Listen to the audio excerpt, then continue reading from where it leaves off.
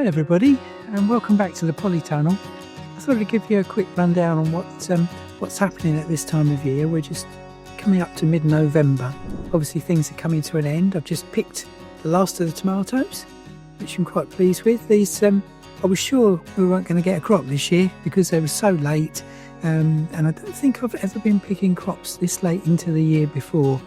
But I'll show you what's going on and what we're going to do next once the tomatoes have gone. So as you can see, the poor old tomatoes have had it. It gets to the end of September, it's like a switch goes, isn't it? And they were lovely plants, some of the best I've ever grown, I think, although very late. But suddenly get to the end of September and they just go, and the stems get botrytis, and that's the end of them really. But these have just been standing here looking very sorry for themselves for the last month, I suppose, gradually ripening more and more fruit. And I think at the end of the day we've probably ended up with as many tomatoes as we've ever had. So that's not so bad. Poor old grapevines looking a bit sorry for itself too. We've got the last of the grapes that still need picking, but they're past it really. What we've been doing is picking them, either eating them fresh, where they're absolutely lovely. We've had a bumper crop this year again.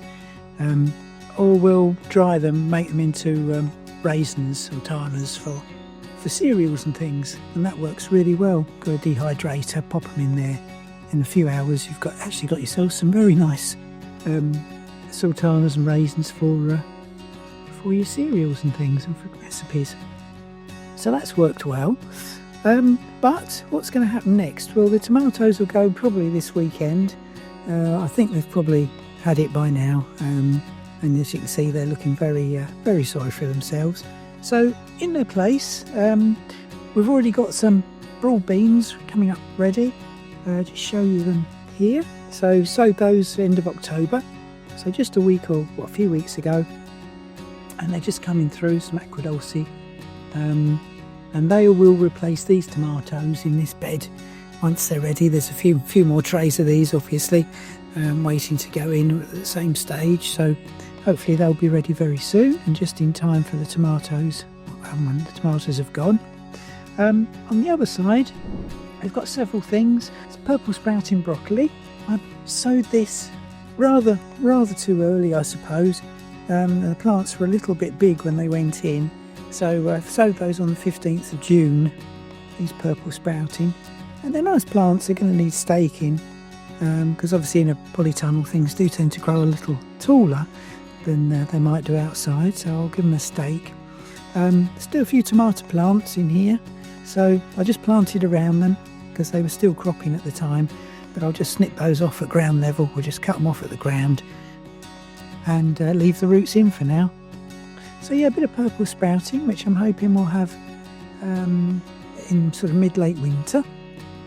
And then we've got a few sorry looking spring cabbages amongst the other things, amongst the purple sprouting. Sowed those far too early. They really were sown too early. Sowed those at the end of July, and they just sat there and stretched, I'm afraid, but I've put them in anyway because I thought, well, you know, we'll get something from them. They may not be lovely spring cabbage heads, but we'll get something to eat off of those.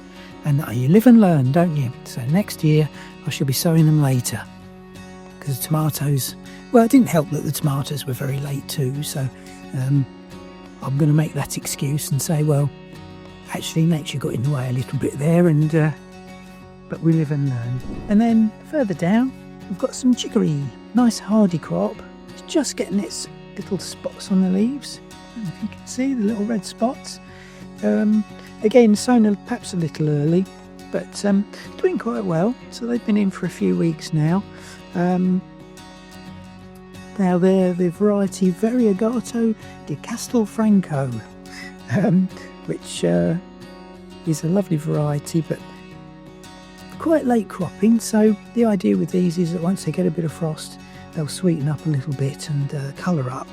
They won't be the very red chicory. They'll only ever have the little dots, as you can see there, but very tasty and nice to throw into a salad. We've also got some lettuce coming on as well. So a lettuce called Bronze Arrow, which is quite a hardy variety, and that should complement the chicory nicely in a winter salad.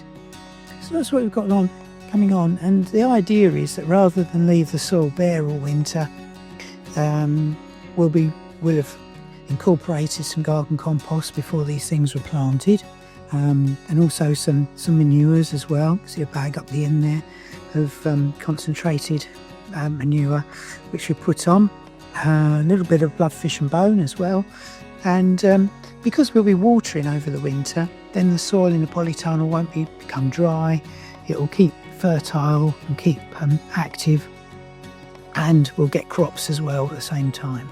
So it's well worth planting things about now to keep the polytunnel growing. And as I say, we'll be ripping these tomatoes out probably perhaps at the weekend. Might give them just a little longer because they have still got quite a bit of fruit coming there. As I say, they were very late. And I'll probably make some chutney as well to get rid of some of the green ones. And then this will be full over the winter of broad beans, as I say, and that will keep everything going and cropping until we're ready to plant tomatoes and peppers again next year. So that's what we're doing at the moment. Do write in, let us know at Kitchen Garden. That's www.kitchengarden.co.uk. Drop us a line, let us know what you're doing.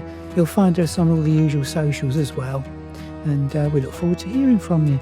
Find out what you're doing in your polytunnel this autumn. If you've enjoyed this video, press the like button and also give us a comment to let us know what you're doing in the garden at the moment. And if you like our videos generally, it'd be really great if you'd subscribe to our YouTube channel.